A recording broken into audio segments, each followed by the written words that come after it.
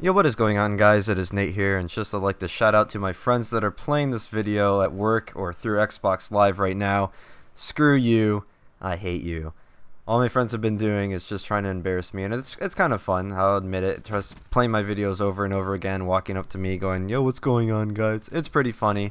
So, yeah, I know I'm going to be hearing this exact recording that I'm doing right now about 30 times by the time I make my next video.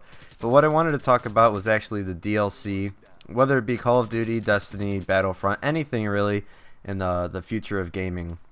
And here's what I'd like to see with DLC. Now, the way that DLCs worked in the past with games like Call of Duty is that you buy the game, and if you like the game, if you want more maps, if you want more guns, just more content, you'll buy a season pass. It's like $50 or $60, and pretty much it'll extend the life of the game. It won't give you like a new campaign or a whole new multiplayer, but it'll give you extra maps, weapons, all that good stuff. It'll just add more content to the game.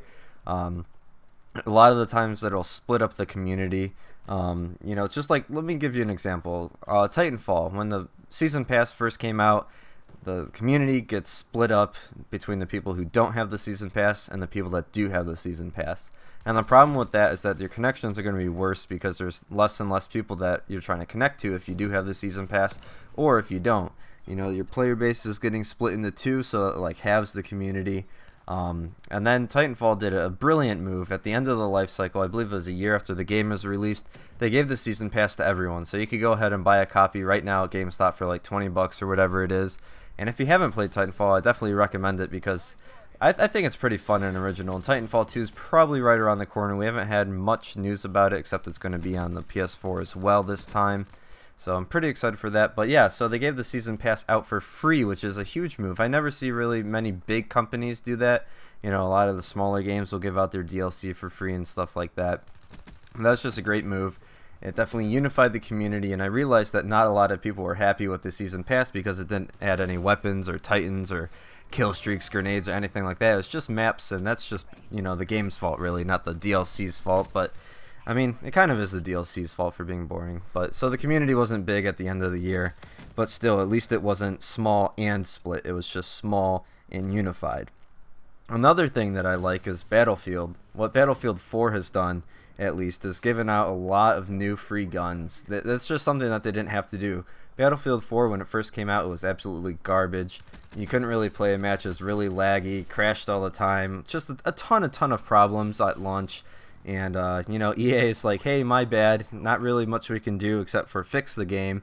And so they fixed the game, and that's all they really had to do. And then they could have just whipped out their season pass and, given you the new maps and the new guns that they normally do. But no, after the year one, after the season pass was over, they start giving out free DLC to people who didn't buy any extra DLC. You spend, the $60 on the game, you also get these new guns, you get these community maps, you get constant updates, at least regular, once a quarter and stuff like that. And then you have this game called Destiny, and Destiny sells you half the game and then expects you to pay another, $60 or whatever on a season pass to get the other half of the game. To get a lot of weapons, but they're actually implementing this new system, and I don't know if this is what the future of gaming is going to be like. I really hope it is. Battlefront and Destiny are both doing this thing where they'll add a lot of micro DLC to the game. So for Destiny, for instance, they added a bunch of emotes, is what they're called, so you could do like dances and taunts, and they give you a couple off the bat for free, so you get a taste of them, and then you get to preview them to see if you want them, and then if you want, you could just buy them. They're like $5 for two of them, or for the really cool ones is like $4 for just the one. And I think that that's something that Call of Duty or just games in general should do. And by Battlefront, I did say Battlefront about a minute ago. I'm sorry, I meant Halo 5. Halo 5 is having a lot of micro DLC, but their season pass is going out to every single one of their players for free. They have like, I don't know how many new maps. It's like 24 or 30 new maps besides the ones that already come on the disc. And whether I'm going to get Halo 5 or not is going to be definitely whether the game is actually good. Definitely going to read some reviews before I pre-order and buy it and all that good stuff. I don't want to waste my money on a game that's just broken, kind of like the Master Chief Collection was. And I played the alpha or beta, whichever it was, and I didn't like Halo 5 at all. It just didn't feel like Halo to me. They're trying too many new things, but we'll see what happens when the game actually comes out. So obviously it's too late. for Treyarch on Black Ops 3 for whatever they're doing, and my cat's purring and meowing all around me. Sorry, kitty, I'm trying to do a commentary. But Black Ops 3, you know, they're doing the same old Call of Duty thing.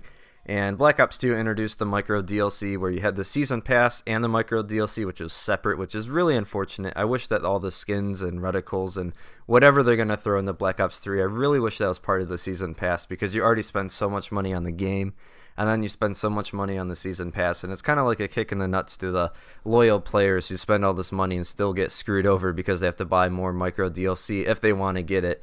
And of course it's cool, like, I mean, if you like the game and you want new camos, I think it should be included in the season pass, but that's just my idea. What I'm proposing to Activision, and I doubt this will happen because Activision's pretty greedy, but I think it's a good idea. It's been said before. I think it's been implemented into a few games. You know, just sell a ton of micro DLC. You know, Advanced Warfare, they probably made more money on the supply drops than they did on the game or season pass. I swear to God, you see these YouTubers spending $500 on, you know, advanced supply drops and stuff like that just to get the Nigerian combat boots 30 times in a row. So I think they should do something like supply drops or camos or whatever. You could have like a community camo design, and if it's really popular, you could sell it for like 99 cents or something like that. And if you want the season pass, you get like all micro DLC for free. But then with all the micro DLC money, I feel like you should give the season pass to everyone. And the reason I think that is just so you don't split the community, because there's going to be like 3 or 4 DLCs that are separate. Not everyone's going to buy the season pass. Some people are only going to buy DLC 1 and 3 because they like the zombies maps and don't care about number 2 and 4. And there's just like a million ways you can split the community by who doesn't buy what.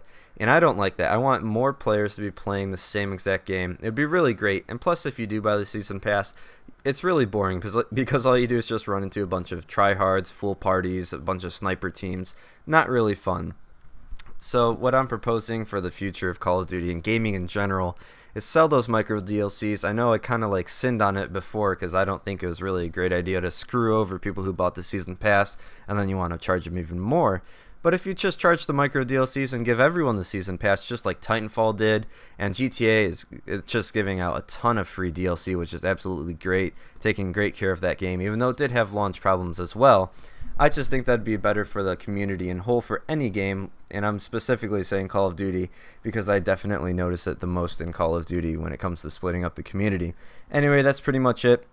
If you agree, make sure you drop a like. It'll help out my channel immensely. If you disagree, I don't know why you would, but if you do, and I just missed a point and missed the obvious fact that you're seeing and I'm not, drop it in the comment section. Really appreciate you guys stopping by and watching this video, and I'll see you guys on the next one. Peace.